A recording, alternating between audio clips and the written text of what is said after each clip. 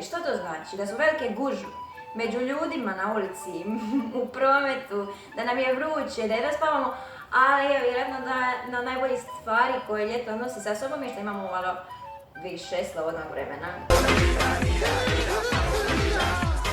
Ja živim u Barceloni koja ima 3 milijuna stanovnika i sad zamislite kad dođe sva ta hrpa turista koja je to gužva, koji je to roj. Postoje kilometrima duge pješčane plaže. Pješčane. Zbog velike količine ljudi, ovaj tjedan odlučila sam se izvjeći iz grada u potrazi za nekim mirnim mjestima. I obišla sam 2 nova grada na španjolskoj obali, o tome sam snimala mali video, pa ga pogledajte. Ćao! Ove snimke koje vidite iz zraka prikazuju grad koji se zove Empurria Brava i smješten je na istočnoj španjolskoj obali. Poseban je po tome što ima oko 40 km protečnih vodenih kanala, pa ga zbog toga nazivaju španjolskom Venecijom. I čim smo stigli, iznajmili smo brod i u hladovini tende razgledavali okolinom. Čak sam si ja odvažila i malo vozila. Pogledajte molim vas ove boje zelenila, znači nisam ništa pojačavala boje u videu. Bilo je krasno, nekakvih 33 stupnja toga dana. Vlasnici ovih skupih vila su u većini slučajeva Francuzi i bogati Katalonci, a zanimljivo je bilo vidjeti da svaka od kuća ima svoj privatni bazen i nekakvu jahtu ili gliser.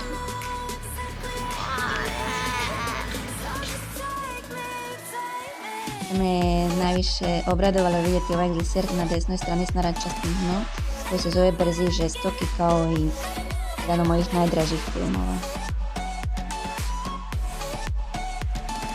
Nakon što smo se izvozali, pojeli i okupali na ovoj pješčanoj plaži, naša druga destinacija je Costa Brava.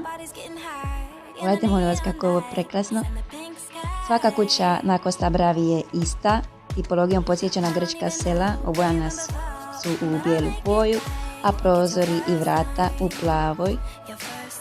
U ovom dućaniću kupila sam si jednu ogrlicu koju ću vam pokazati u videu poslije.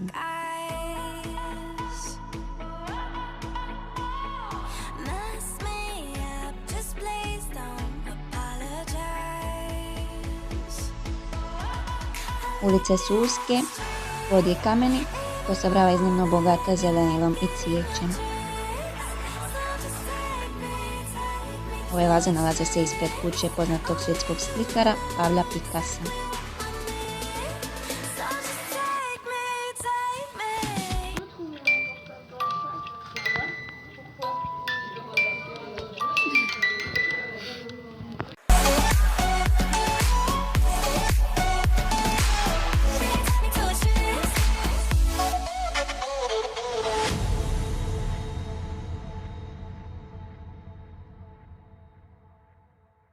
Bilo nam je divno i ja sam na poklon dobila ovu ogrlicu koja je još bila kao u svim drugim bojama i plava i crvena, ali ova mi se činila nekako najnenapadljivija jer je prozirna. I druga stvar koju sam kupila je ova glazbena kutica i sad ću malo odsvirat pa pogledajte, hoćete prepoznati o kojem je filmu riječ.